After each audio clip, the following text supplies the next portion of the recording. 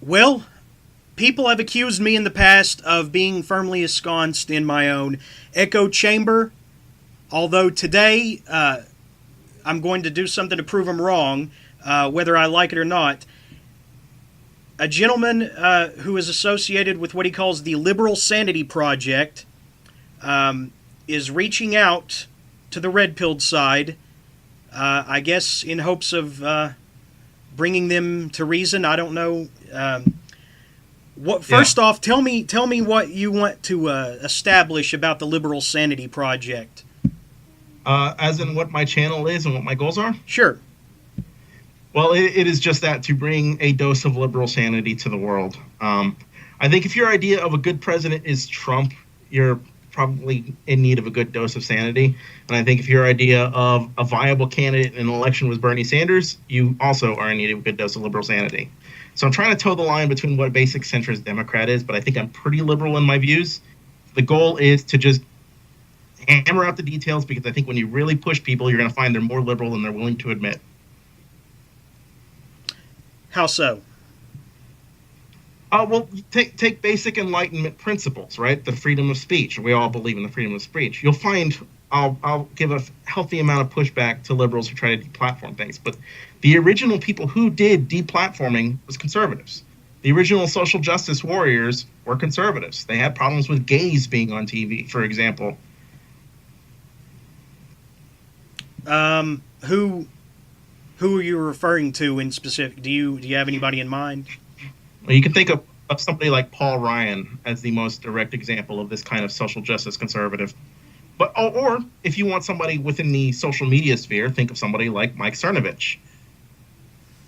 I think Mike Cernovich is a contrarian. I don't know if he's a quote unquote homophobe. I I didn't think. say homophobe. I said right wing social justice warrior. Oh, okay.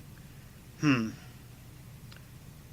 Well, I see it dealing with him on my side more often than you do. I see him more as a contrarian who's constantly nitpicking the arguments on his own side, from Alex Jones to what's his name, Ben Yeah, Shapiro. I think he nitpicks. He tries to cherry pick, you know, yeah, a little little bit. things. So. I don't disagree with that evaluation. I disagree with this idea though that he's a free speech warrior who is above these SJW tactics when he does things like dig up Sam Cedar's old tweets and try to get him fired from his job over them. No, that's exactly what social justice warriors do. That's kind of what got the ball rolling, isn't it? Yeah, basically. Now, who did he try to get fired? Sam Cedar from YouTube. Sam's. That sounds familiar. What did he go by?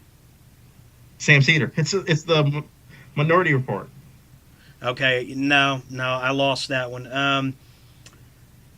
Well, what about what if these things like what you're using as an example with Mike Cernovich is a response to behavior that has already been exemplified by SJWs on the left? I mean, all's fair in war. Once you've launched a salvo at somebody, I mean, they're going to respond in kind. Is that possible? Do you think? Do I think that's likely? Yeah. Yeah, of course. Do I think that makes it okay? No, I think it makes you a raging hypocrite. I You don't think? mean you. I mean engaging the reader. You. Mm-hmm. I think when you constantly are on snowflake patrol as somebody on the right, and then you get triggered by a Sam Cedar tweet, you lose the high ground. Mm-hmm. Now, I want to back up because we we haven't even established what we're going to be firmly arguing here. Sure.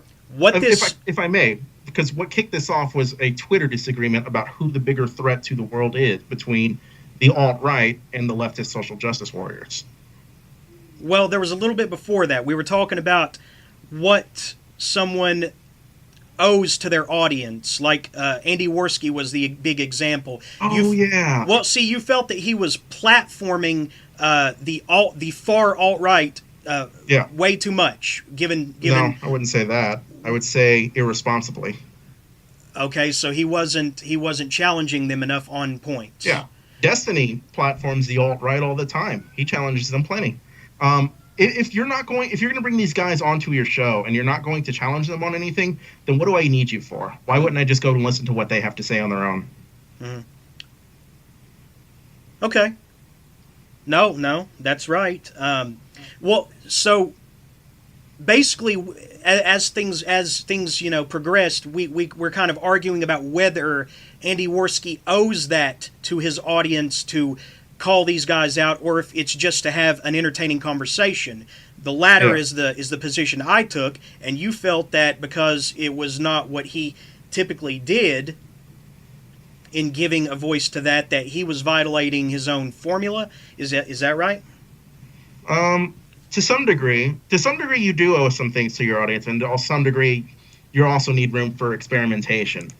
I think you should measure audience feedback, right? These are the people who support you financially, in addition to spiritually, right? Like Andy Worski has money into this, so I think he needs to listen to the feedback of the people who pay him. I don't totally disagree with that. What I found funny is that we agreed to come on here and talk, and based on that, and then you threw me this curveball that, oh, by the way, the discussion is going to be about who's more dangerous, the alt-right or the SJWs. Now, I'm game for that. I just wanted to point out that was kind of a curveball, like for you to change up the goalposts. And you said, let's do it on your show, but then you told me what the topic was. Now, I mean, it's no big deal. I just wanted to point that out. How do you? Fair enough. We can go where you want to go, but I think if we were stuck in the minutia talking about Andy Worski and what his obligation is to his audience, we're never going to come to an agreement. And like you said, you want a productive conversation. I think that is the worst way to go about a productive conversation. I absolutely agree that it's minutia in comparison to the larger subject we're talking about here, and I think it's a fine choice to base a show on.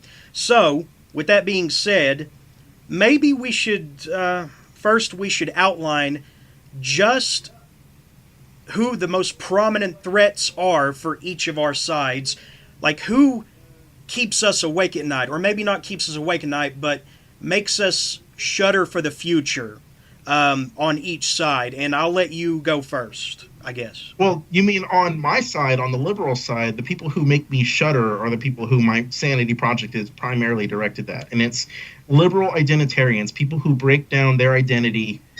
And I'm sorry. That's all right. I can edit it out if you need to take a call. No, I'm turning that off. Gotcha. Go I ahead. didn't realize that was on. All right. My idea of a threat to the liberal side are the identitarians who see issues everywhere where there is not necessarily an issue, and they try to capitalize on these issues in a way that is disingenuous. And I can give you an example of this that I most recently pointed out in my video, and it's what's that? You say something? No, I'm listening. Okay. In my most recent video, I gave an example of Roy Moore as an example of somebody who was, he's guilty as sin as far as I'm concerned on anything else. But when it came to him thinking slavery was okay, this was an example of a quote taken severely out of context and twisted in a way that it was just a mangled body of what it was before. So the biggest threat on my side are people who don't pay attention and who share shit. Yeah, we both have some blame there, right? Both our sides do. Yeah, everyone does it. You have to be responsible with it. I'm a little guilty of this myself because all I had to go on was the knee-jerk reaction, the same thing as anyone else did. Mm-hmm. And then when I found the full audio, I made it very clear in that last video, if you watched my last video, that this is an example of words being taken and twisted. But as an example of words not being taken and twisted, I gave Donald Trump's shithole remark, which I thought was pretty much exactly what he said. Like, it's so Trumpian, and you've got several people from both sides in the White House, Republican and Democrat, affirming that Trump, in fact, says this sort of a thing. So, I don't know. On your side, I would imagine the issue is identitarians as well. Well, yeah, but you said in previous discussions that you're more worried about people who want you kicked out of your house, I believe. Yes. Are you... I don't know much about you behind the Liberal Sanity Project. Are you a minority? Or are you someone Yes. you are? Yes, Okay. I'm Hispanic. Okay. Are So you this is why this is the ultimate fear of the alt-right is they envision a world that we have seen before. Think Nazi Germany circa 1940. We know what a world dominated by white identitarians looks like, and it looks like people being forced from their homes.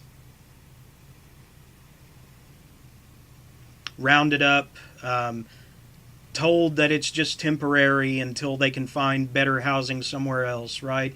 And then before Sure. they know it, the ovens and everything. This is the idealized world of the Richard Spencers, right? They want an ethno state, and I don't fall into their idealized ethno state. So, and you've got voices on this side that are very prominent and scary who think they are more entitled to the country they don't live in than the country I do. And I give you Tara McCarthy as an example of this, of somebody who thinks that America should be established as a white ethno state and Hispanics should be forced out of the country at threat of a gun. We absolutely have a right to deport all illegal residents by any means necessary, including threatening them at the point of a gun and killing them if they resist. There are people who have resident visas. Okay, so they have a resident visa, but they are not a citizen. So they are legally resident in the country, but they are not a citizen. What we can do is we can revoke their visas and then ask them to leave. And if they do not leave, they are now legally resident in the country and we can remove them by any means necessary. And now you move on to people who are citizens, who have either been naturalized after spending about 5 years in the country, who are anchor babies whose parents came into the country illegally, had them in the hospital in the US, and then they became US citizens by default. And people who were born in the country of legally resident or legal citizens in the US, for example. So I believe that we should revoke the anchor baby citizen status because it was acquired through unlawful means, and thus, that's an ill-gotten gain, and thus they are illegal, so we should deport them. As for people who are naturalized citizens, it may be possible to revoke the naturalized citizenship in some cases. As for people who are citizens, who were born of citizens in the United States, I believe we need to incentivize them financially to move out of the United States. Okay. All I've lived all my Hispanics, life. all She has. Hispanics, or just undocumented ones, or Well, I think if it's an ethno state, it's all Hispanics, right? I don't support that. I honestly, I think that the ethno state, it's not a subject that I really care about as far as wanting it.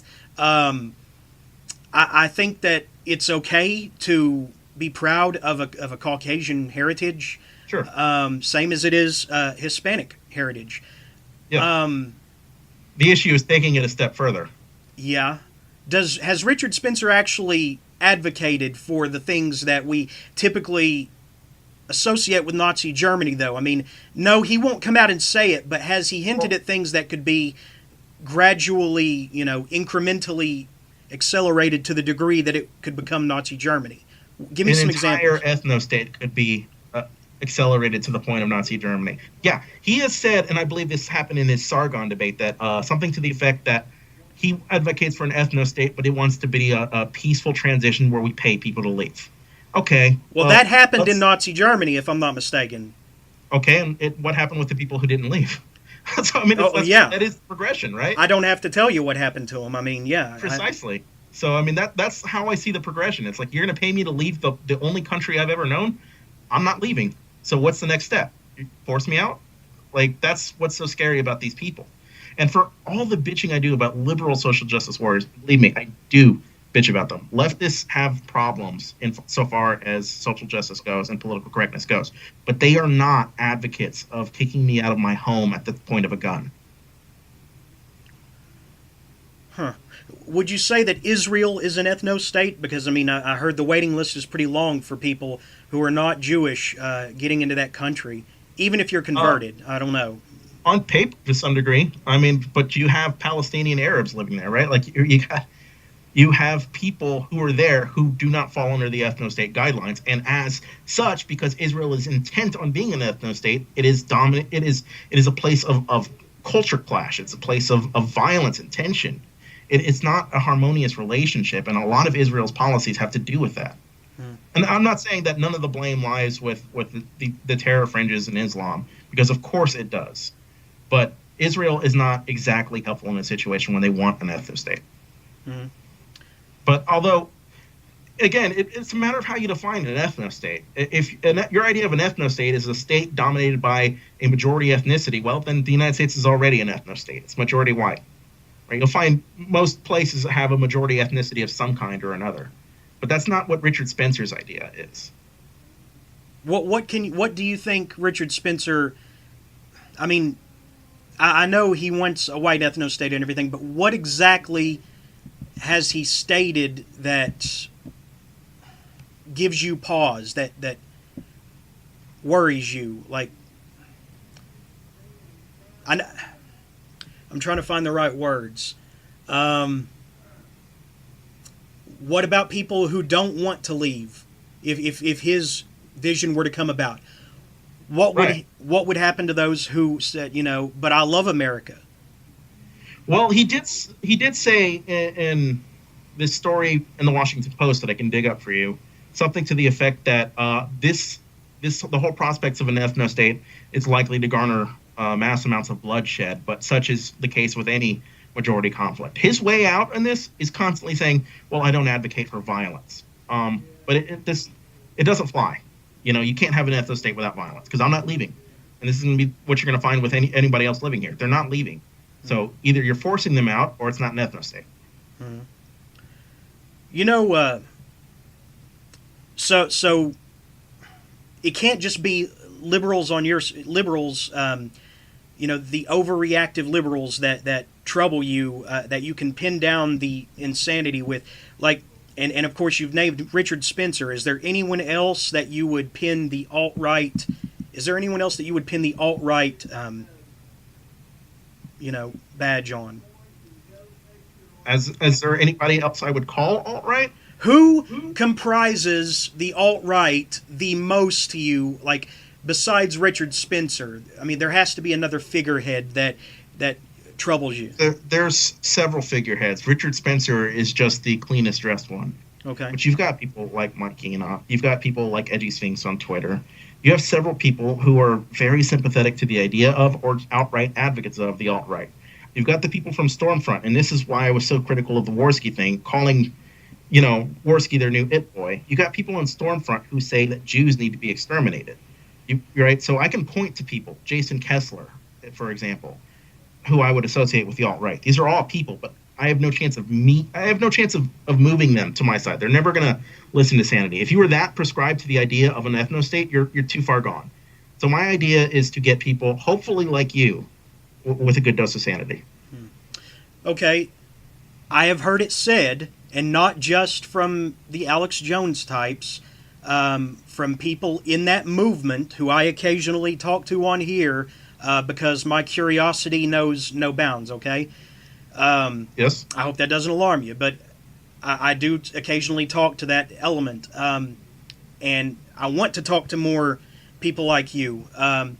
But I have heard it said from some people who have a better idea than me that it is quite possible that Richard Spencer and Jason Kessler are both COINTELPRO agents. Liberal plants, yeah. Now, I don't know how much, leeway to give that. I don't know if it's bullshit, but...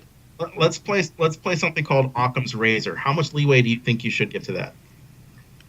Well, there is a precedent for COINTELPRO, dude. I mean, you think that intelligence agencies with outrageous amounts of resources can't pull off sophisticated stage play for the media? I'm sure they can. Let me get to... Well, I mean, let's try to figure this out. Are you suggesting that liberals planted people like Richard Spencer to advocate for an ethno-state? Not necessarily liberals. No, not liberals. Government intelligence agencies. Okay, so you think our intelligence agencies want net? Well, I don't think that other people do. I don't. I've never seen enough to support it. But Kessler sure did bungle that Unite the Right thing pretty bad, didn't he? Yeah, he sure did. I mean, big time. Now, I'm not saying that he wanted that violence to happen, and that whoever, if he was a sleeper agent for the CIA or something, that he wanted. They wanted all that to happen.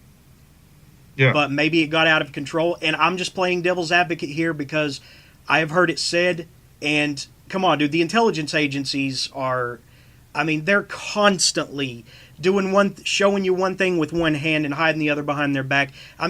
There is a precedent for these kind of weird operations. It's not just like 8 o'clock p.m. on the X-Files type stuff.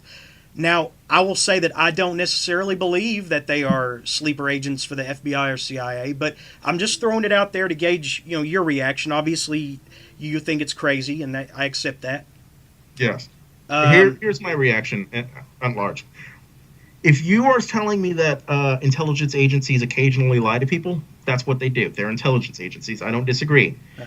But I also know that stupid people exist, and I think it's more probable that Richard Spencer and Jason Kessler are just stupid people. I do find it a little annoying that when Richard Spencer has the microphone to speak at, say, a university or something, that they won't let him fall on his face, as was pointed out by one student who stood calmly. He said, let him reveal his stupidity. Don't shout him down. Let him reveal his own stupidity. Now, that's more in line with freedom of speech, isn't it? Sure. But I don't think freedom of speech necessarily means you're entitled to every platform. Like Richard Spencer can still say whatever he wants. Why is he entitled to do it at a school? With students that don't want him there. But that's not necessarily saying they should deplatform him. But consider this. Consider the prospect of having Richard Spencer speak at your school. Richard Spencer goes to speak at your school and a riot breaks out because this figure is so controversial, so insightful, so awful. He's basically, he's Milo Yiannopoulos. He's Milo Yiannopoulos with a different haircut. Why should a school incur those kinds of damages on itself? What if they hired more security? Why do they have to hire more security? Like, Richard Spencer... I'm not an advocate of deplatforming people, and I think students should genuinely want people at the university who are going to speak at university. Universities is where you go to hear opinions that aren't yours. You should have your ideas challenged at university. Okay, that's good. Agree. Yeah. But this idea that everybody is entitled to any platform they want is bullshit. It doesn't fly in the face of freedom of speech. Richard Spencer can still say whatever he wants. You know what? Okay, I'm glad that you're coming at it from this angle, because I actually saw an instance with, and I don't remember the person's name, Zoki Maki or something, this Satanist, for lack of a better word, drag queen who read to kindergartners, and had the really weird antler thing on her head. I don't think there's any room for that in a kindergarten class. Unless it's Halloween, and then maybe. But I don't think that there was any cause for that. Now, would you agree that individual did not have a right to that classroom? They were allowed to because of Michelle Obama. Yeah, I'll agree with that instantly. You don't have a right to somebody else's classroom. Okay, great. Well, that's a fair trade. I can go with that.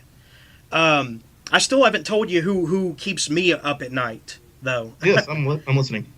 Did you have any more to name? You said no, edgy. Did you say edgy Sphinx?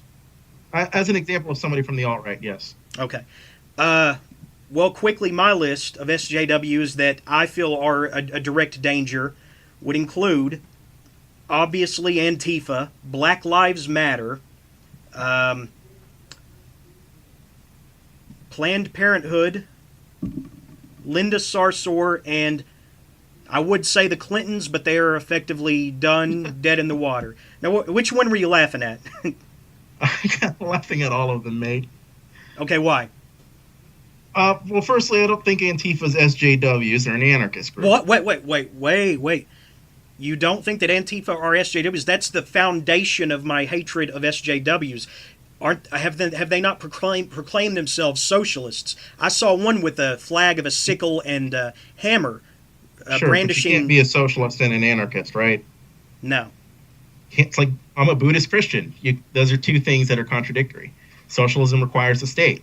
Anarchism doesn't. So they can't be that. Do you consider Antifa a threat? I consider them a threat tactically to the left. I consider them a bit of an annoyance. They make us look bad. That's fair. It's not that I disagree with their ideas in that they are anti-fascistic. Everybody should be anti-fascist. But their tactics make the left look bad. And this is why I'd really rather they not get affiliated with the left, because they're not even left in the traditional sense. They're anarchists. So, I mean, think Hillary Clinton and think Antifa. You think Antifa's a fan of Hillary Clinton? Well, they weren't. They're not a fan of Trump. Who are you suggesting they voted? They're not a fan of anybody. They're anarchists. Do you really think they're all anarchists, though? Yes. Do you know anybody who is affiliated with Antifa, either jokingly or for real? I think I do, but I've never brought it up enough to ask. Okay. I don't know, man. I saw one of them brandishing a sickle and hammer flag, saying that he believed in communism. Well, now, whether he was doing that to troll or not, I don't know. But he was older, and he said that he had run out Nazis and skinheads from Oregon in the 80s before. That he had seen, fascism rising before. I don't consider anyone today a Nazi. My grandfather took care of that in World War II. I would say pseudo-Nazis, but it's semantics. I get it. Yes. It seems a little pedantic to go onto that. Like, why would you consider Antifa communists, right? There's no communist government. Well, what about China? You'd have to apply the same logic both ways, wouldn't you? What about China? They're pretty damn capitalist these days. So I'd say communist in name only. But here's a funny thought experiment. Think of the guy you saw with that hammer and sickle flag.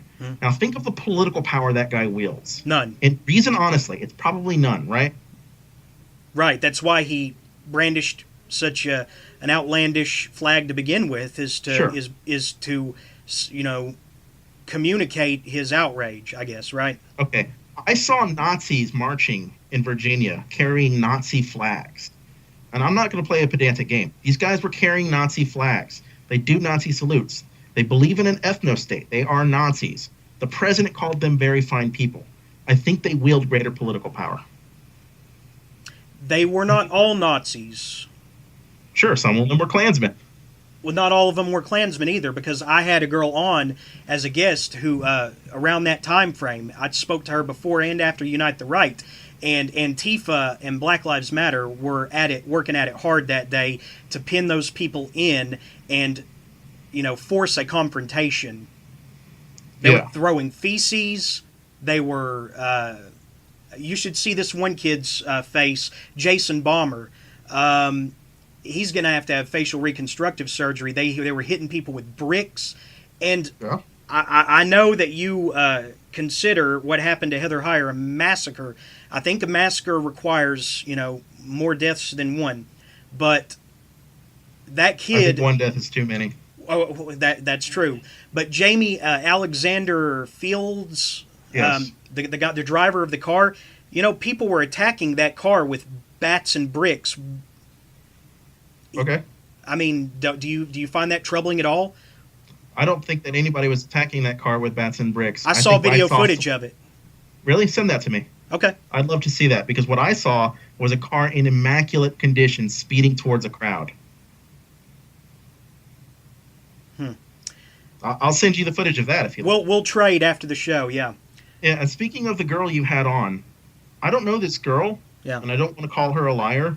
I'm not that malicious, but I think she's mistaken if she thinks that Antifa and Black Lives Matter were the ones who were being confrontational. I got a story from the Washington Post about this event that I used in a video, and that basically said that the police had dividing lines to keep the protesters separate, to discourage any amount of violence. And the white supremacists went back on that deal. Well, from what I have understood, and from what that girl told me, these people, the police were ordered to step down, as in not do anything. You heard that story? I don't know how valid it is, but I've heard that. Okay, keep going. After you, sir. Well, why are people playing in the streets to get run over? Do you think that there's some personal responsibility to be had? That if you're standing in front of a moving car, that you're probably running the risk of getting run over? Now, I think if you're running over somebody in a crowd that big, you're either doing it intentionally or you're Ray Charles. And since Ray Charles is dead and he can't drive, I have no reason to assume that it wasn't intentional. The sidewalks are 8 feet wide at the most. This was a crowd of thousands. He wasn't driving on the sidewalks, though, was he? No, he was trying to get away. He was in fear for his life. He was indeed driving in the road when he ran into a crowd of people to kill them. He was in fear for his life. How do you know what he was in fear of? Well, I know I can just put myself in that situation, and if I saw a crowd of people trying to block me, and they were wielding all these weapons, and they did have bricks and bats. I mean, the video footage is there. Yes.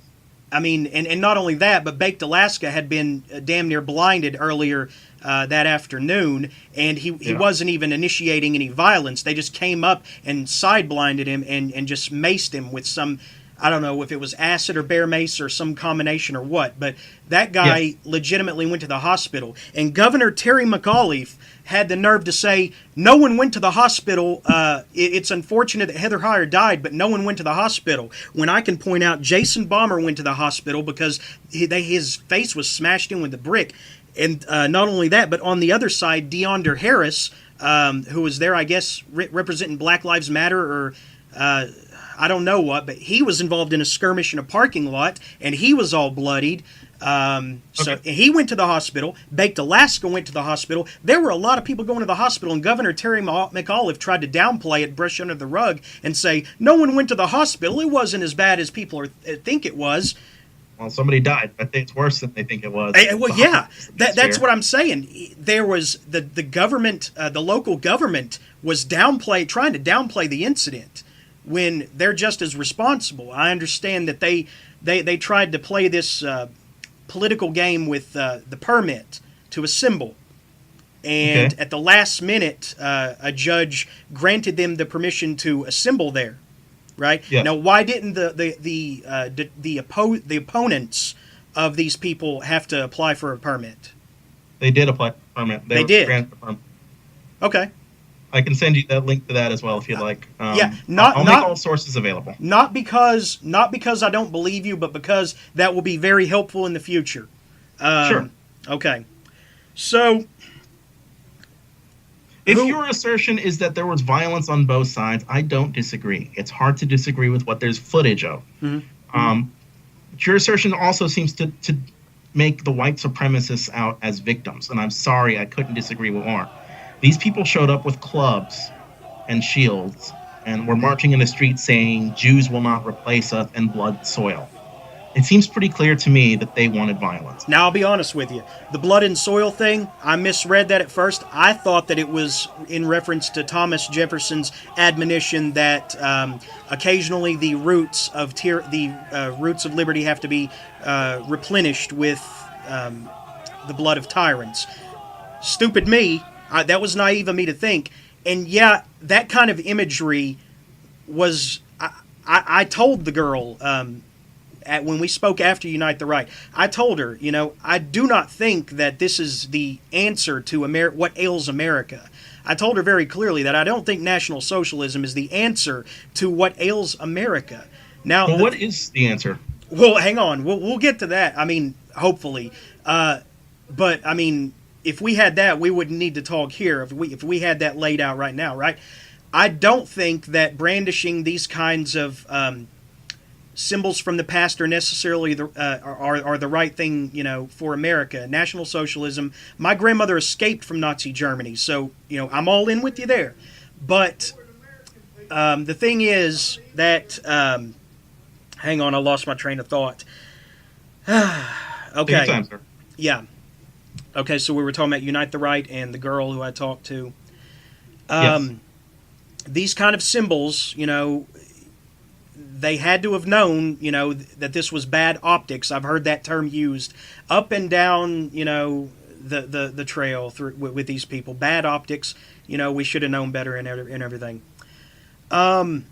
If they wanted to go there, because originally the whole spirit of the event was that they were supposed to be protesting the removal of a Civil War monument, and it very quickly escalated to become nothing about that, right? I don't think it ever was about that, but that's Well, not. yeah, you're probably not wrong there. Richard Spencer is a very, silver-tongued devil, He but sure is. yeah, but if they wanted to go there with American flags, that would make more sense for what they claimed to be there for. And I think that girl learned a very valuable lesson. If I'm to be honest, I don't think she associates with a lot of those people anymore. But I think that she got scared out of her wits. I think Yes. that a lot of those people came there armed because they expected their opponents to be armed.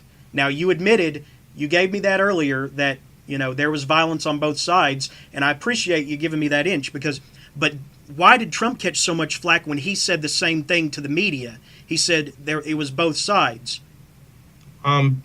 Because one side's more responsible than the other. Okay. We have Nazis marching in the streets. It seems pretty clear where the blame should lie. He's defending. He calls it the alt left attacking people violently. People see Nazis and they recoil. So this was a failure of leadership on Trump's part. A young girl died. This was not an equal application of political violence, and everybody's at fault. A girl's dead, and she's dead from the alt-right. Why would you stand in front of a moving car, though? That's where does personal responsibility come in? Because, yeah, maybe he. Why would you drive into somebody? Where does personal responsibility come in then? Well, what if he was in fear for his life? I think we know he wasn't. You want to go over the footage? I've seen the footage. Okay, then what are you misunderstanding? Because it seems clear to me that he's accelerating towards a crowd. There's nobody surrounding his car. He's accelerating towards a crowd. He has plenty of options to go to. If he was truly in fear of his life, he could have taken a left turn or a right turn. He accelerated towards a crowd. What if he didn't know where he was? I mean, the guy's put away for life. You don't have to worry about him anymore. But I just know that in that situation, if I saw a crowd of people that I don't trust on the opposite side trying to block me, and I don't know what I would do. I don't know what I would do, man. Sure. I just don't know. James Alex Fields is one of those people who showed up with Vanguard America That's holding true. a shield in a club.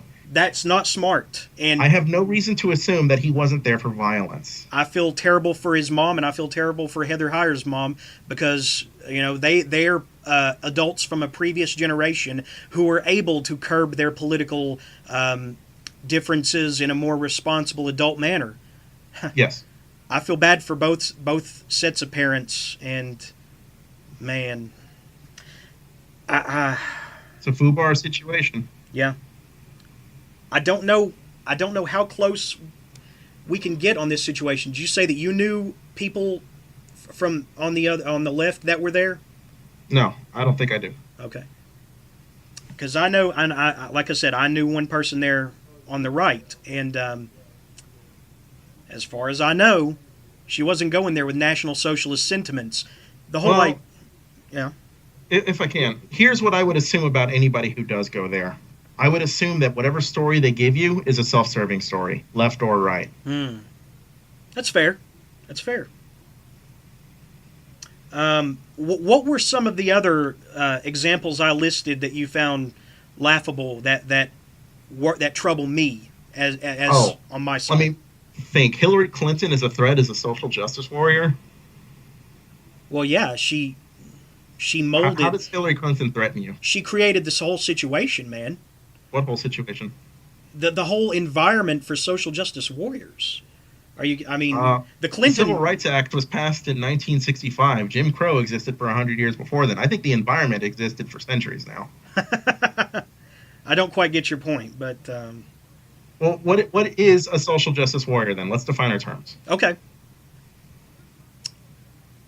I thought about this a long time before we got on here, and I'm still not totally sure that I have an answer, which is why I wanted for us to provide examples Yes. of who we, use that blanket term for, these blanket terms for. I take it that you're someone who does not find much credence in the Clinton body count, although I don't know how you can't, because she's got a lot of dead bodies around her that die way younger than the people around Trump. It's enough to create a scenario, a pattern to me. Okay. What does it have to do with her being a social justice warrior? I mean, if she's willing to have people killed for to preserve the goals and further the goals of, liberalism. Well, I think the goals of liberalism and the goals of SJWs are a little different. Okay, what is the difference? Well, my idea of a social justice warrior is somebody who takes their belief in social justice to an extreme. Like Oscar So White as a hashtag campaign. These are people who weaponize privilege, right?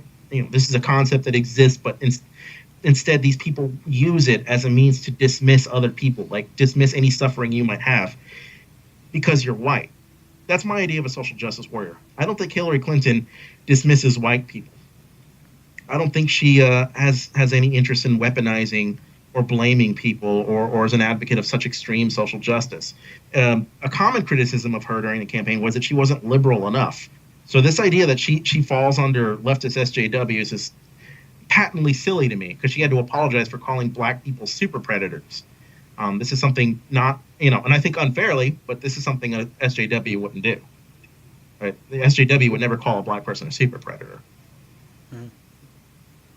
Well, I've had people criticize my friend and I for using the blanket term SJW at all, but I mean it's a thing to associate with people on the left who we feel are not acting in our best interests and are willing to get their hands dirty to do so. Now, to me, that can define Antifa, Black Lives Matter, Linda Sarsour, GLAAD, Planned Parenthood, the Clintons. Although I do think that the country was better under Bill Clinton in the 90s than it ever would have been under his wife now. Huh? We'll never find that out. No, but I mean, I'm thankful for that, and I guess you're not, because Of course not. You're not thankful for that? Yeah, I would really prefer a Clinton presidency. See, I think I would have preferred Bernie Sanders if I had to choose between the Democratic candidates. Yeah. Now, I've received enough heat from my own side for this. Go ahead. Basically, Bernie Sanders, in my view, is an opportunist. He says populist things that he has to know are stupid ideas. And as an example of this, $15 an hour minimum wage. Not this practical. Is something, right, it's a terrible idea. And you'll find plenty of economists who'll say so. It's disruptive to the free market. Certain labor is valued at a certain price. Now, if you want to say that the minimum wage needs to be raised, I agree. If you want to say that certain labor is undervalued because there is a surplus of labor that suppresses wages, I also agree. I would say that government has a problem subsidizing low wages, basically, that we end up paying for the people that Walmart won't pay enough for. So I don't agree with Bernie Sanders on a lot of things, and Bernie Sanders has to know that some of his ideas are stupid, untenable, and I see him as an opportunist. He's also inexperienced. He only has like 3 bills ever passed in his so many years there. Hillary Clinton is the pioneer of the children's health insurance. So she was more experienced. She had more political weight. She would have been a capable commander in chief, and she's also got a former president by her side to be an advisor. So I don't see why it was ever so controversial with her. Oh man, that was 2 years ago. It's getting harder. It's getting harder to hate her. That year will never end. No, maybe not. You said that you consider SJWs someone who takes it to extremes, right? Yes. But you also said something earlier about how Antifa. How can Antifa be liberal when they're anarchists? Is that right? No, I think what I asked was how they could be socialists when they're anarchists, or even social justice warriors when they're anarchists. Um, my idea of an SJW is somebody who wants to wield some kind of power in society to push people in this way, and anarchists tend to be really extremely libertarian. So I mean, it's weird to me, this idea. Like Antifa fascist is funny as a term, but it's also a little bit oxymoronic. They're resorting to fascist tactics in order to I oppose agree. fascism, and I I mean agree. blocking But the they don't way want to.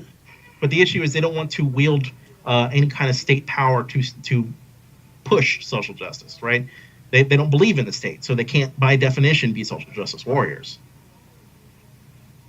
I think that maybe there's been too much thought put into it. I think we just kind of use it as something when we talk to our friends Yes, and dismiss something I, that. I I think social justice warrior is a terrible term that has basically become overused and weaponized and desaturated and no longer means what it originally means. I think basically now anybody who's a leftist who thinks he shouldn't say the N word is a social justice warrior to some people. Hmm. I mean, they taunt school children, block traffic, attack reporters just because they're associated with Alex Jones. I mean, they circled James O'Keefe like rabid dogs the other night. Yeah, Would you say that James O'Keefe is someone you don't like? absolutely. Oh, come on, dude. What did he do but expose what they were? Do you expose these filthy secrets? I mean, Well, what's your idea of a filthy secret? I mean, he made it seem he's has a history of some very uh, malicious editing. They're all journalists edit, but not all editing is equally valuable. And I gave you that example of Roy Moore earlier as somebody who was edited in a way that was malicious. It was edited in a way to paint him in a certain light. James O'Keefe does this with liberal organizations all the time. And with Acorn specifically, James O'Keefe filmed this person who supposedly wanted to buy underage girls as a means of setting up like a child prostitution ring, or give them advice on this. And this guy was getting all these details, right? And he tried to play this up as Acorn's complacency in setting up or condoning child prostitution or human smuggling. Well, that Acorn representative who was fired for this video called the police with the information he received from James O'Keefe. He did his civic duty and he did the right thing. And James O'Keefe went ahead and, the facts didn't matter. He still wanted to play up like that Acorn was a criminal organization. So, yeah, if I'm a conservative, I'm sure I'd love James O'Keefe because he's sticking it to them liberal SJWs. But I also believe in truth, and I think James O'Keefe doesn't. I think he believes in whatever can advance his agenda. okay, you mentioned Mike Cernovich as an example as well earlier of someone who resorts to sleazy tactics Yes. to discredit people. Do you not take a certain private delight when someone on our side takes a snowball to the face? Sure, of course, and I'm sure you do the same way in reverse. But I wouldn't be an advocate of it, and I certainly wouldn't do it myself. So would you say you stand on principle? I think on this you have to. Okay, life is filled with choices we have to make where sometimes principle is not always the most immediate concern. Yes. If we have information and we can act on it in a way that will damage our opposition, do we have an obligation to act on that information in whatever way we can or see fit? Well, it depends on who the obligation is to, doesn't it? Like, if your obligation is to a sense of justice, the answer is no. If your obligation is to a sense of good civic discourse, the answer is no. But if your obligation is to your own side just to win, well, then knock yourself out. But it's why SJWs are so hated. It's because they don't care. Yeah, it's why we came to hate them. I was a part of a writing community that was overrun with SJWs that swore to God that they, not that they believe in God, but swore that they were not SJWs when in fact everything they did involved assassinating the characters of writers they accused without evidence of being sexual predators and such. I mean, it's disgusting. And stay out of people's bedrooms. I mean, they're harming a child. I would say that Let's say unless it's relevant, yes. or unless they're raping someone in an alley or something. I don't know. I mean, stay out of people's bedrooms. Everybody's bedrooms are being raided. I mean, it's like the pod people out there. Yeah. Something else, and this is a key issue for me, and I'm not sure how you're going to react to this, but I have a huge problem with the LGBTQ community trying to revise biology. I do not believe that some men have vaginas and some women have dicks, and that's an odd thing to be told by people just getting out of high school in the media, that because they've been indoctrinated. I mean, you learn this shit in grade school. Are you for that? Do you group that with liberal insanity, or are you for that? Why don't you believe there's men with vaginas or chicks with dicks? Like, just Google this. You're gonna find plenty of pictures. You're not gonna like it, but you'll find that these people exist. Are you referring to hermaphrodites? I don't know. Yeah, that's a bit of a joke, but you can get sex reassignment surgery. Well, yeah, right? So but there are people brandishing these identities and these claims without actually getting the surgery, and I mean, this is gonna fuck up a lot of young minds. I mean, not everybody can afford the surgery, so I would say it's probably good not to cast judgment anyway. Like, I mean, think Blair White is somebody who is distinctly feminine as a trans person, right? Like, you would have a hard time misgendering Blair White. And if you didn't know that Blair White was trans, you might be fooled, just seeing her on the street. But some people aren't so lucky so as to afford surgery or to afford hormone therapy. They have to deal with this, the reality that they're in their wrong body all on their own. Well, I did not have as much of a problem with them until they started pushing back, and labeling me cis, which I have no interest in as a label, just as they don't prefer to be called trannies or, whatever. When you start enforcing pronoun laws, we get into a problem. I don't think anybody's enforcing pronoun laws. You're still allowed to say whatever pronoun you want.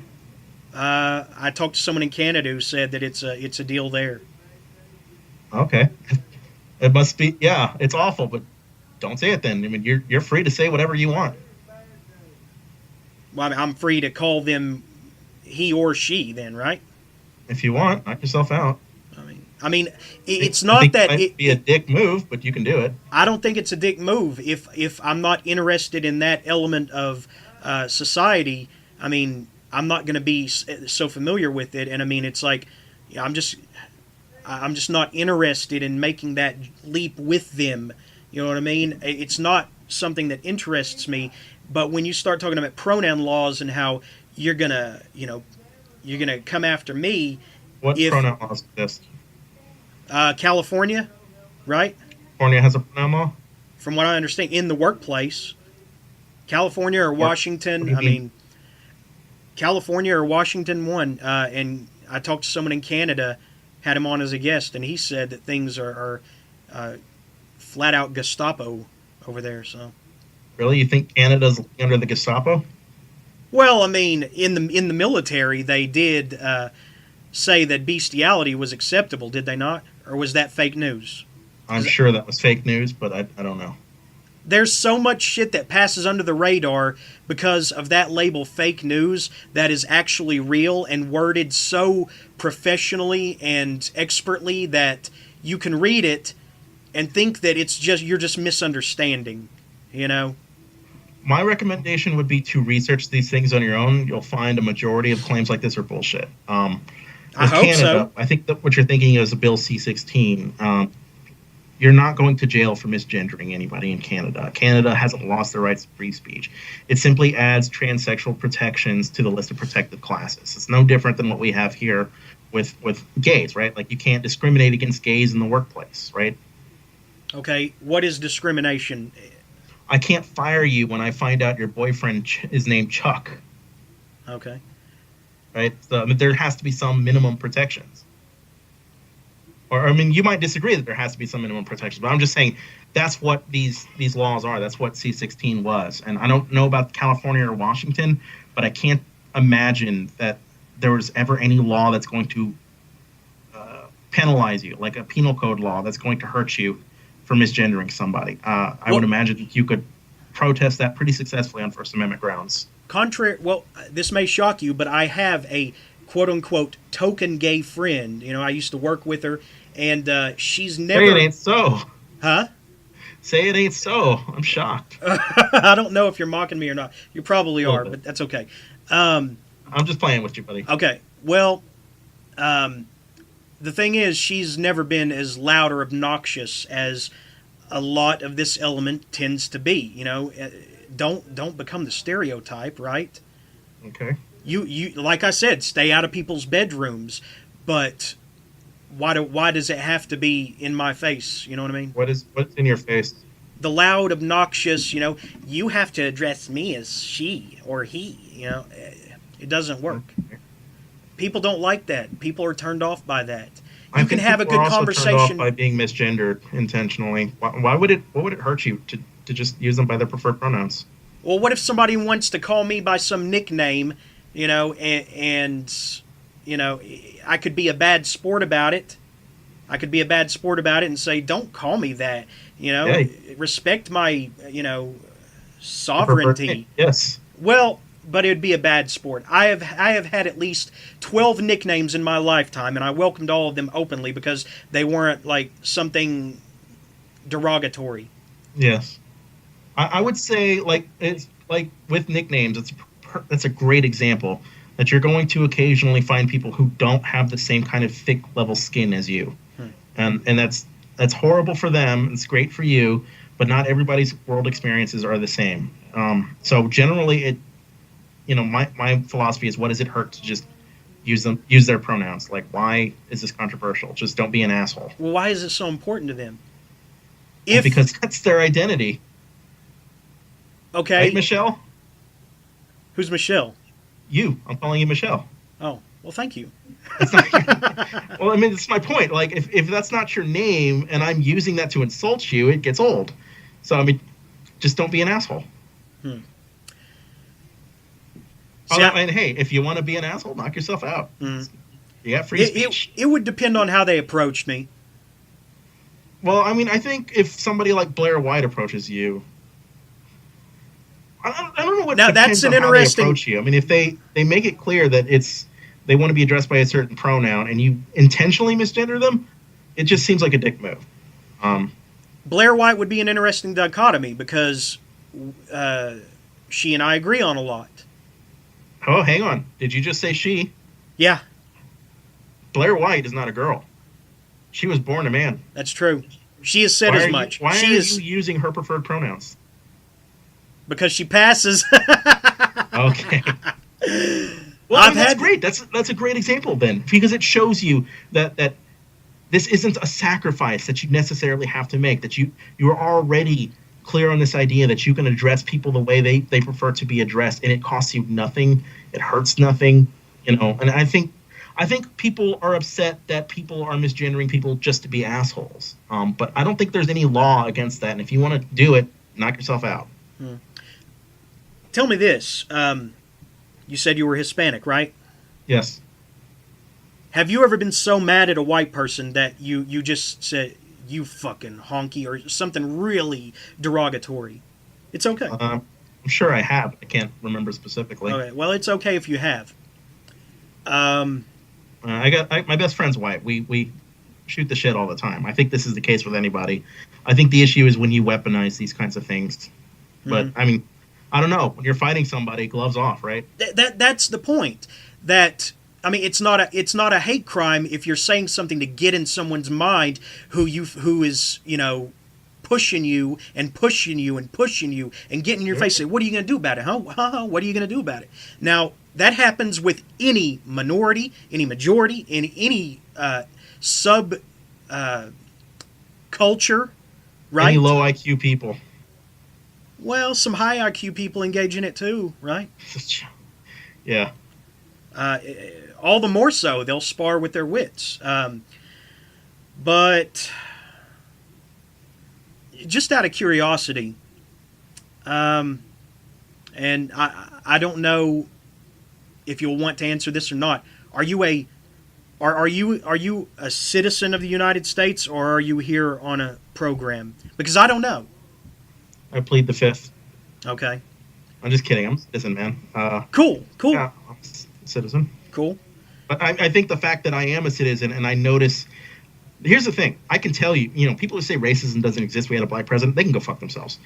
Walk a mile in Mexico's shoes. You change your name to that of a Hispanic online, you are going to get some serious fire and hatred from people for I can't count the number of times I've been referred to as an illegal beaner, wetback, and you name the word. So it's just what it is. People they're going to use your identity against you. So, I understand social justice warriors to some extent. I understand that social justice warriors, that a collectivist identity makes sense, right? You want to further your own agenda. And if you didn't have a collectivist identity to further an agenda on your behalf, you would never have the civil rights movement, right? Women wouldn't have the right to vote. So it's important to band together on an identity basis to some degree. So I mean, did you do this? Did you have been called these things online? Oh yeah, people are awful. Well, I used to work with a guy who had a drink thrown on him out as he was walking down a street in town, and these guys just threw a drink out the window on him and said, go home, spick, and it was, and that guy was really nice. I mean, he would give you the shirt off his back. Yep. So now, if that kind of reaction is provoked, if you make someone mad enough, I think anybody will do what they can to get under your skin. But an unprovoked attack like that, that's a sad thing in Sure. 2018. It is a sad thing. Here's some a little commentary for you, because I agree on how your response is basically on how you're provoked. But the issue is the word provocation, right? It implies an individual's provoking somebody.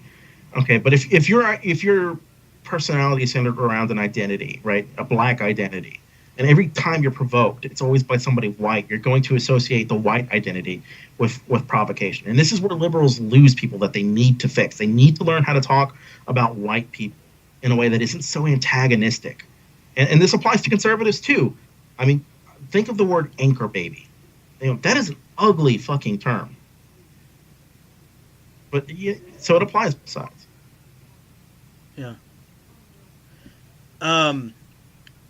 Did you migrate here, or were you born here? I was born here. Okay. Like you, I'm sure. Oh yeah. I won the birth lottery. So I mean, have you been called an anchor baby before? I'm sure I have, but I can't remember specific times. But okay. That's a blasphemy. Anchor babies are citizens, right? They're people who are born here. So I mean, it's not that different, but it's a term reserved specifically for Hispanics, and it's a weaponized term. It's you wouldn't call somebody on the street an anchor baby, right? Yeah. If you find a Hispanic who's born here but his parents weren't, you don't call him an anchor baby. That's a good way to get punched in the face. It's obviously an insult. Mm-hmm.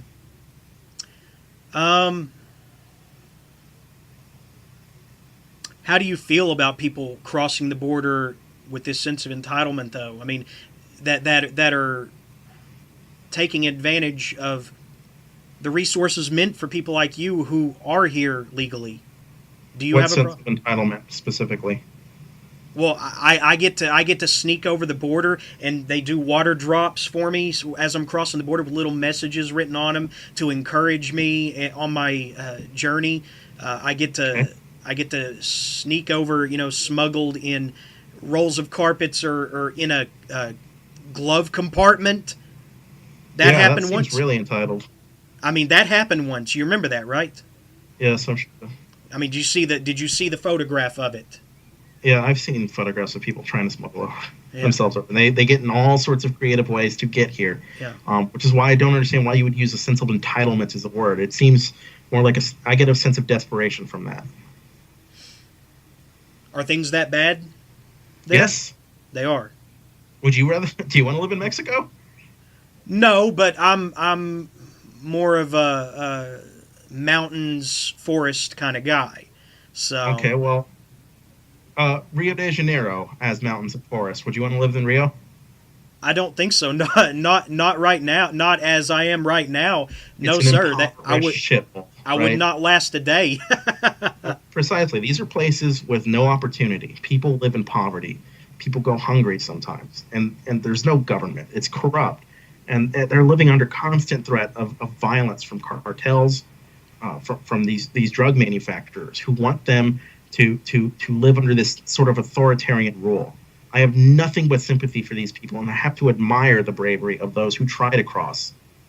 There's no legal way to cross. It's hard to become a citizen in this country. So I don't see this as entitlement. I see this as desperation, and I don't understand people who can't see the desperation in this. Things are that bad. Okay. You say that it's hard to become a citizen. Is there a lot of bureaucracy? Mm-hmm. Okay. What sort? Do you know what entails? Yes. First, you have to become a permanent resident, which entails getting a green card. But the waiting list on green cards can go back to a decade, even longer for some people. It's difficult to verify the identities of people. Not all these places you're immigrating from have proper record-keeping systems. And when you are granted that permanent resident status through the green card, you have to have that for at least 5 years to become a citizen. And that's not even mentioning the financial burden that comes with this. It's enormously expensive, and it requires hiring an attorney to sort out the paperwork for you. I couldn't afford an attorney, and I'm a citizen here. I assume this is the same with most people, most average Americans. So, I mean, why would an immigrant afford this? Illegal immigration just makes sense. So I would idealize a world where we fix this as a problem with a better bureaucracy, as opposed to just opening the doors. But the fact is, people are coming here, and we can't kick them all out, so we have to figure out how we're going to handle them. Yeah. We can't turn a blind eye, though, to the amount of crimes committed by people that are not here as citizens either, though, right? I would say you don't turn a blind eye to crimes committed by anybody. Right. The problem is that a lot of people feel that they are taken better care of and better represented than those of us who do live here. Okay, why? I mean, out of all the notes I took, I didn't think we would get into that, so I did not, delve into that. How do you feel? Just off the top of your head, do you feel like immigrants who come here are living the high life? These people are under constant threat of deportation. They have to work underground, right? There's no 401k if you're an immigrant, right? That's not the kinds of jobs you get. They work in fields, jobs Americans don't want to work, and they work for subpar wages. What do you think these people are really getting the high life here? They have better representation. Representation how? Than the blue collar middle class, who have to fight. I think that blue collar middle class have to fight and scrounge for everything because they're working for the wealthy, okay? Grunt, they're the lowly grunt, and then you have these people come in, who believe that they are entitled to come here, whether it's out of desperation or not, and then they steal those opportunities and those resources and such, and that representation. Okay, what opportunities and resources? Well, are they not afforded better legal representation? They're not afforded any legal representation. Social workers, they get, benefits. No. Aren't most of them on unemployment or disability or something? No. To be a citizen for all these things. Yeah. Like I said, this is one area that I was not able to research. Sure. I don't mean to put you down on this. I say this with all due respect. Yeah. But a lot of people are enormously uninformed on this area. And they make... This is a feels over reals kind of thing when people start talking about what immigrants get, right? I feel like immigrants are entitled. I feel like they're getting a free ride here. I feel like I'm being taken advantage of. I feel like they're getting it better. The reality is just not true. That's just not the case. You can't get welfare. You have no legal representation in Congress. This is the reality for most immigrants. Mm.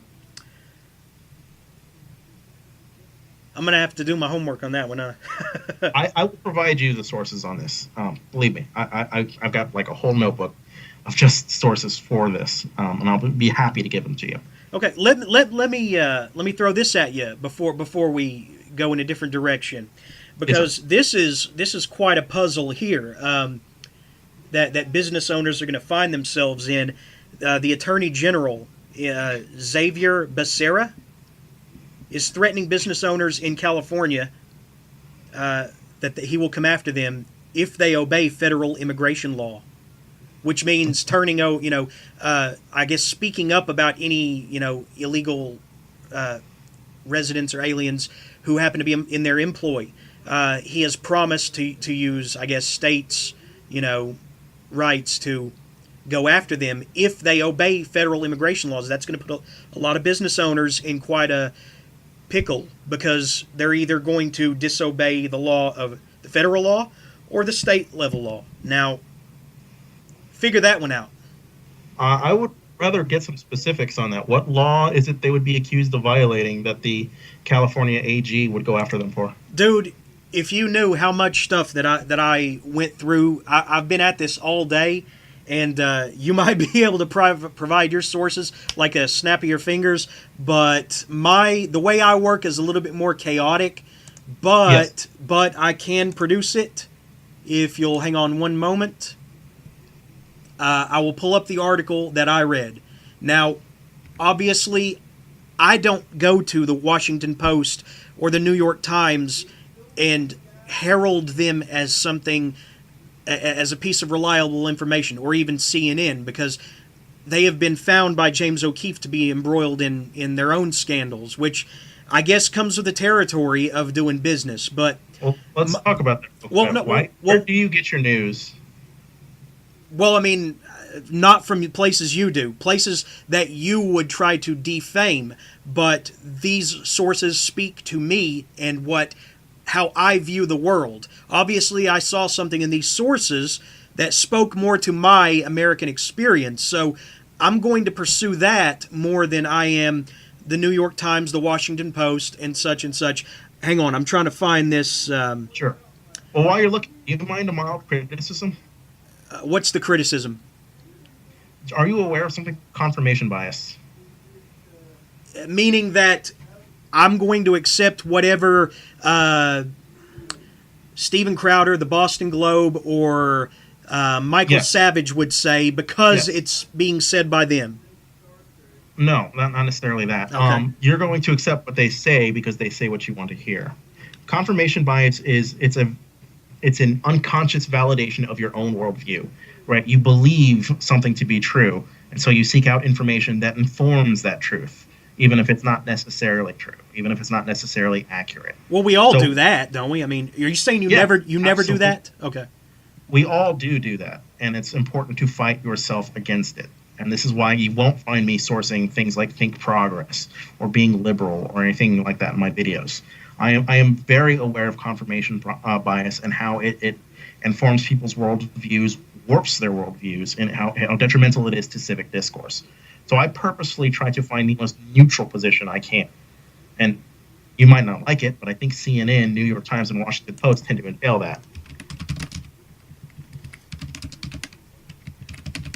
Are those the sources that you use? I use a lot of sources, but yeah, I would say your typical mainstream media sources for all the bitching people do about how it's fake news tend to be pretty accurate. If you like, I have a website I can send you called Media Bias Fact Check, and it basically lists certain media outlets and determines how truthful they are, weighs it on a scale, how biased they are. Like certain media can be factual in their reporting, but they can use loaded words, right? Like, I mean, this is an extreme example, but let's think Stormfront, right? Here's a story. Black man beats white man to death over $15 in an armed robbery, right? Uh-huh. CNN headline might be, armed robbery gone wrong. They might even play up a racial element, right? Black man murders other in armed robbery go wrong. Stormfront might read, nigger slays, innocent, victim, such and such year old, harmless man in robbery. They use very loaded words, even if the information is factually correct. And I hope that word didn't offend you. But Okay. I'm sorry. Go ahead. yeah, I'm sorry. Go on. Well, I'm having trouble tracking down the website where I found that information, but Don't worry about it. Here it is on townhall.com, latimes.com. So I mean, it was rounded up, in the news cycle. Sure. This comes from townhall.com. California's Attorney General Xavier Becerra, I guess, warned. I know the roll of my tongue is horrible. Don't worry about it. Hey, you tried. Warned businesses that they will be prosecuted for helping federal law enforcement officers with immigration sweeps. Now, like I said, that puts business owners in quite a pickle, don't you think? Repeat that again, please. Okay. California's Attorney General Xavier Becerra warned businesses that they will be prosecuted for helping federal law enforcement officers with immigration sweeps. So either they're going to disobey state law or they're going to disobey federal law. Does it say what they'll be prosecuted on? Well, hang on. Let's look a little further. That if they voluntarily start giving up information about their employees or access to their employees in ways that contradict our new California laws, they subject themselves to actions by my office. We will prosecute those who violate the law. Businesses could be fined up to $10,000 for assisting federal immigration authorities. And that will wreck a business locally. Okay. What are these new laws, though? I mean, I need specifics. Well, hang on. Let's see if it's. Let's see It if is law. You can't provide federal authorities the name and social security of everybody you work with. The Immigrant Worker Protection Act, signed by Governor Jerry Brown, 2017 January 1st, seeks to prevent all workers, regardless of immigration status, from being detained at workplaces. But that is in opposition to federal law. Obviously, it came out of his mouth. So, I don't know that's in opposition to federal law. What do you mean? Well, this might be pedantic, but it seems like it's just in the interest of protecting workers from being arrested while at work. So you're saying they're not safe outside of work, or what? Doesn't sound like it. If you think ICE is going away, we're not. There's no sanctuary from federal law enforcement. ICE Director Thomas Homan said during an interview with Neil Cavuto, whatever on the Cavuto. California better. Well, the ICE director continues here. California better hold on tight. They're about to see a lot more special agents, a lot more deportation officers in the state. If the politicians in California don't want to protect their communities, then ICE will. So we are going to have a quagmire at the state and federal levels on this. I mean, they're going to butt heads. They already are with the government shutdown. So, yeah. How does this government shutdown affect ICE agents? Are they? I think they're essential, but I'm honestly not sure. So essential is still active. Yes, but I'm honestly not sure. Okay. Do you have any further comments on that? Because that seems like a paradox to me. I think the issue is sanctuary cities at broad, right? Yeah. This is a matter of law enforcement. Most places don't want their residents to be afraid of being deported. People are more likely to talk about a crime they witnessed, for example, if they're not worried that they're going to be deported when they talk to the authorities. So this is how sanctuary cities work, because sometimes you'll have crimes committed in immigrant neighborhoods and you can't find anybody to talk because they're scared. So it depends on your interests, right? If you're non-criminal illegal, figure that one out, oxymoronic, and you witnessed a crime, your testimony is valuable. But if you're that non-criminal illegal and you're not going to testify because you're afraid of being deported, you need some guarantees. And I think that's what sanctuary cities are. It's a guarantee that they're not going to report you to the authorities. Just help us out and solve this crime. I mean, is that technically turning states' evidence, or? Was that what? No, never mind. It's been a long day. Forget it. It's not a perfect system. Ultimately, the federal authorities would have to solve the immigration crisis on its own. It is unrealistic to deport the 12 million illegals already here. So something needs to be figured out. But for the ones that are here, right, crimes are going to happen no matter what. It's not necessarily by illegals. Sometimes crimes happen to them. You need these people to testify, right? Because, if an illegal is victimized in one crime, what's to say a citizen won't be in the next, right? So you want these people to not be afraid of being deported. You want them to work with their law enforcement. I mean, does that make sense? How can we? I mean, there's only so much room in America. How can we stem the influx of border crossers? Don't you think that we need to eventually say, we've got all we can take? Not necessarily. I think immigration is good for the economy. How? It's a transfer of labor. It's the free movement of labor. This typically is a libertarian position. Do you mean that they'll be willing to work for less? To some degree. I don't think that's right. I don't think that they should be expected to work for less because of where they came from. But I do think they should come here legally. I think they should expect to be paid what the market's going to pay them by and large. See, but the market, the wage thing is actually something that I consider myself liberal on, being someone who considers himself marginalized in the workforce himself, even though I'm white. That's why I cringe when I hear the term white privilege, because, I mean, I'm surrounded by different ethnicities and genders who make more than me, okay? Because I'm part-time, they're full-time, and so I don't see evidence of the wage gap quite as much. But I am actually liberal on the concept that, yes, I do support a minimum wage, and I know a lot on my side think, no, let the markets decide, or let the businesses decide. But if you let the businesses decide, the worker gets fucked almost every time. How can you? That's a naive position on our side. That's one where we fork. A little bit. We fork in the road on that one, me and my people. Well, let's get back to the original question, though. Okay. The original question was, at what point do we close the doors and say enough is enough? Okay, yeah. You're never going to live in a world where we stop immigration wholesale, ever. Even if you do, they're going to still come. So divorce yourself from that idea altogether. Now let's figure out what can we do to do it intelligently, right? Because this is a global economy. You're a citizen of Earth, for all intents and purposes. You share this world. Labor is going to move here no matter what. Figure out the way to do it intelligently. How do you streamline this process so that it benefits everybody? Right? You can't put a quota system. Quota systems don't work. Okay, well, you've stumped me. How would you recommend changing this then? Well, if you want to stop immigration from Mexico or from the Central Americas or South America, you fix Mexico's economy. But that's about as realistic as a border wall. It's not going to happen. That would entail more intervention, and which most people claim they want us to get away from, right?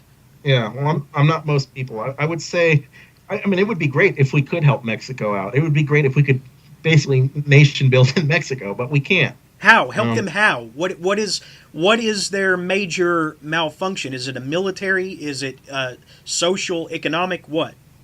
It's economic. Okay. Their wages are suppressed. They don't have. They're not free, basically, in a strictly business sense, which is why their labor tends to move here. There's more opportunities, economically speaking, than there is in Mexico. Are you suggesting we export labor over there? I don't know.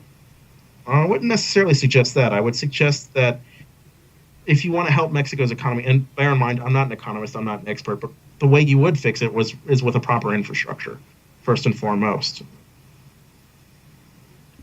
Sounds like we would be meddling in Mexico's sovereignty. I mean, it just sounds like more interventionism, and I know a lot of people on the left and right who want to desperately move away from that and leave other countries to manage themselves as they see fit. I mean...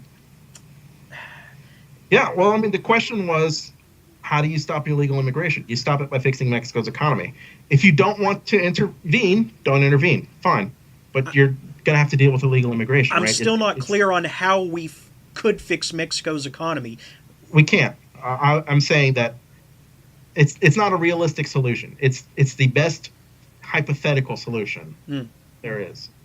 The realistic solution, you streamline our immigration process and make it a little more seamless. Instead of requiring permanent resident status with a green card for 10 years or 5 years, I'm sorry, just skip that entire process and just allow for citizenship application immediately. But most people wouldn't go along with that.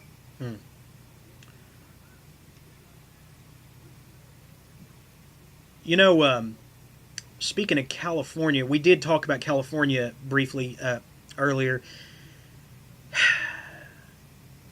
Do you agree that the new law that allows people to conceal any disease they might have with their sexual partners, to conceal that? I mean, would you agree that that's insanity, or has that been conflated too in your eyes? I think you've misunderstood the law. What is the law? The law doesn't allow you to conceal any disease you may have for the purposes of going out and having sex and spreading the disease. The law simply changes it for HIV from a felony to a misdemeanor so that you're more likely to get tested. Okay, so that was people writing articles jumping the gun and saying, okay, so this is no longer a felony. This is no longer a felony, so they're basically saying, hey, you can go out and give people AIDS. It was people. That's precisely that's happening. Okay. That's a little bit of a relief. But like why? I said, man, why? It helps to fact check these things on your own. And I would say just run your sites through Media Bias Fact Check. Look for the one you like that is the least biased, least loaded words you can find, the most factual that you can find, and use that as your go-to source. The problem is that I'm sure that a lot of sources that they would recommend to me would not fly with me. That's why. Like CNN. Like, okay, why? Washington, it's too much to get into, dude. If you're familiar with everything the right has been tangled up in with CNN, including the blackmail of that guy over a fucking Trump GIF, they've got plenty of dirt on their faces. I don't feel like getting into it too much, but media fact check bias. I just have a feeling that they would be like Snopes trying to reform information in a way that is not palatable to me. Like Snopes. Well, what do you want? Do you want information that is formed in a way that's palatable to you, or do you want the truth? I want it that's formed in a palatable way to me, because I am an existentialist at heart. I am not firmly embedded in absolute logic and empiricist thinking. I'm an existentialist, so I do believe, even though I am not an ally of the LGBT initiative of, trans person, total acceptance and pronoun laws and all this, I still... Are you familiar with what an existentialist is? No, why don't you explain? Well, I mean, that's another thing that would be too long and complicated to get into, and we're at an hour and we're at 90 minutes. I would love to do this again sometime, but an existentialist basically says, all right, this is how I define my life. This is how it works best for me, and I'm going to go out and live it, consequences and all. Now, I have a mind that does veer towards the fantastical in some ways.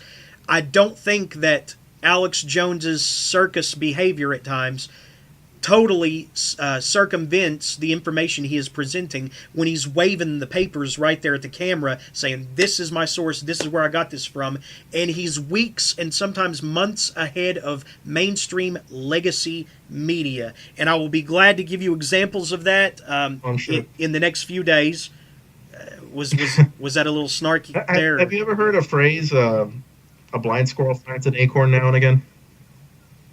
So, in other words, a clock can be a dead Broken clock. clock is right twice a day. Exactly. Yeah, that's what. Yes, occasionally you get lucky. Yeah. But I think here's a good rule of thumb: if you wouldn't cite it in a school paper, like if your professor would reject this as a source, it's probably not a good source. Well, see, that's the thing, though. We don't live in a classroom. I'm kind of anti-academia. I eschewed college, and I'm sure that some people on your side who may hear this may use that as something of detriment to me, but it's not something where I feel I'm getting smarter in a classroom. And yeah, Okay. there are some things in my life that I have not made the best decision on, but I've accepted that this is my path, and so be it. Um, I I would. would say that no society ever suffered from becoming too rational. So it never hurts to educate yourself. Well, this And I'm term, not saying this is like a liberal out to get you. I'm saying, you know, I if you think you've been more than reasonable. So I'm not. I'm not. Uh, yeah. my shield's not up right now. If you wanted to, you could take me down right now because my shield's not up. But whatever. I think that you've been more than reasonable. And God, man, I still had like a few paragraphs to get to, but I don't know. Do we want to go a little bit longer, or How about can you do it in another 15 minutes? I can try. Do you feel that? Do you feel that Silicon Valley, Google, and the social media hubs have kind of exhibited an overreach when it comes to conservative voices? The deplatforming you mentioned earlier, and how you were in fact not in favor of that. Don't you believe that they've kind of overreached on that the last 6 to 8 months? Um, I think that's a very simplistic question to a very complicated issue. Uh, I don't think you should necessarily silence conservative voices. But that said, these are private platforms. If you don't like it, start your own, go to your own, do whatever. You don't have to use their platforms. But there's also a bit of a crisis with fake news, right? You have people purposely manufacturing bullshit to influence public policy. And you might not believe that Russia interfered with our election, but let's assume they did. Let's assume that a foreign government could influence the outcome of something as important as a leadership election by manufacturing bullshit, and it gets shared on social media. I think for the public discourse, the good of the public discourse, there might be an interest in curbing and monitoring these kinds of things. You know that once government like firmly gets their hands into telling media how to report, I mean, then you could have a fascist situation right there. I don't think that's a good idea to regulate news. Well, Now, I'm not telling the government to do anything. You asked about if Silicon Valley to do it, right? That's not government. no, but I mean, what about corporate personhood? Would you agree that that's a problem? Yeah, I'm not a particular fan. The idea that a corporation has as many rights as you or I find that an insult to our forefathers. I find that an insult to us. Yes. That any corporation could have the same rights that we enjoy. Well, they don't necessarily have the same rights. This is a bit of a misstatement. The issue is about free speech. Do they have a right to free speech? And I think what the Supreme Court ultimately determined was that corporations could basically donate unlimited amounts of money to, political campaigns of a certain type, as opposed to the natural federal limitation of it, which is like $2,500 or something. Um, you're referring to Citizens United. They don't technically have personhood. Like that, it's not one of these things where they can be put on trial and executed. Like I've seen the meme. Like I'll believe corporations are people when Texas executes one, but it's not technically that. It's a matter of free speech. I think the Supreme Court was wrong. I don't think you should have the right to pump as much money as you want into an election. I think money is an influencing factor, and you should have to play by the same rules as anybody else, which is you're limited by X amount. I think I can get behind that. Yeah. Um, do you think that the news cycle is 24/7 now? So it's sometimes it's hard to keep things straight Mm-hmm. in your mind. But you remember the fallout with the whole James Damore Google conflict, Yeah. right? Do you think they were right to fire him? I don't know. It depends. I don't know the specific circumstances of his workplace. Like he writes this paper. Do I think they're right to fire him just on that paper alone? No. But if him writing this paper ends up creating this huge conflict with the people he works with, and it basically becomes a hostile workplace, well then you got to consider this, right? You need productive workers, and you can't have it if you've got some guy who's being an asshole talking about how women aren't logical. So I mean, there's other things to consider with this. Right to fire him? No, I don't think it's right to deprive somebody of their livelihood for an opinion. Um, but there's more to it than just that, right? There's a reason you don't go on your social media and start spouting white supremacist nonsense and then act shocked or aghast when your employer finds out and they decide they don't want to be associated with you.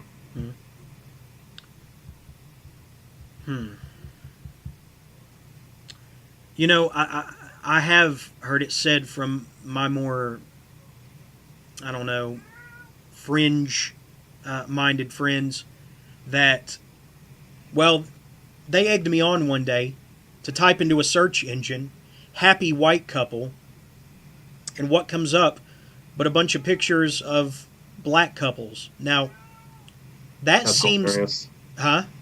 That's hilarious.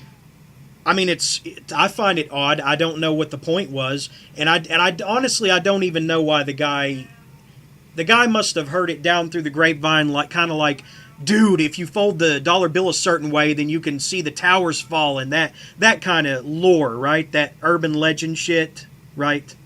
Yep. But the question is, why does that show up when you type happy white couple into a search engine? Now, it's not a big deal. It's just kind of a weird side thing that you might notice. It's weird, though. I'm curious what that has to do with anything.